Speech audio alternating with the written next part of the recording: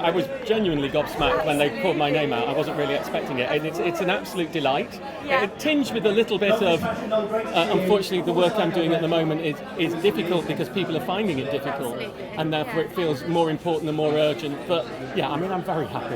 It's wonderful. It is wonderful. Are you feeling a certain pressure? Because obviously I know that your job, it is how it is, but with the living crisis and the cost of living crisis at the moment, is it a lot of pressure for you to kind of try and answer a lot of these questions, Yeah, do you think? I think at the moment that there is a lot of pressure because sometimes there just aren't answers.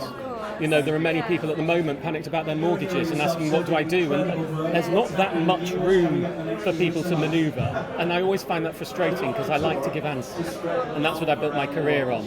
But even just explaining to people the situation, tooling people up with the knowledge of the situation they're in so they can plan, they can budget, they can work out what's going on, helps, I believe. So yeah, I mean, it is a very pressured and anxiety-driven time for many people out there.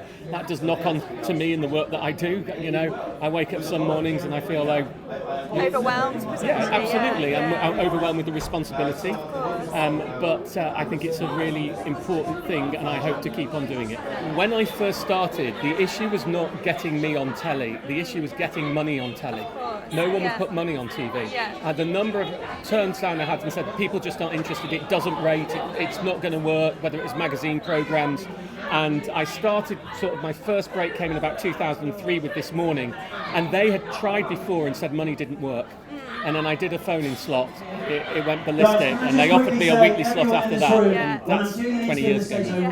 So I had no idea. Tell me about this OBE CBE. What is this situation that has gone absolutely viral since you shared this post yesterday? So I very kindly received my CBE earlier in the year.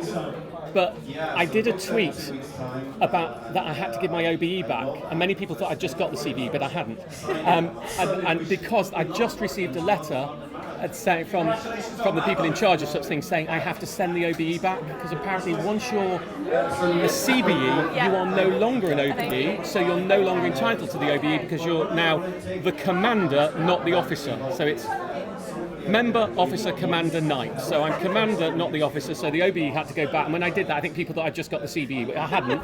But it was very kind. I got some lovely messages. So it wasn't like the bittersweet moment that we thought. It was actually a good thing that you had to send it back. But I didn't know. But, you know, you have a little medal thing, and they want it back. So you can't wear it anymore. So if ever I'm in a military parade, which I think is unlikely, I will only be able to wear one of the medals.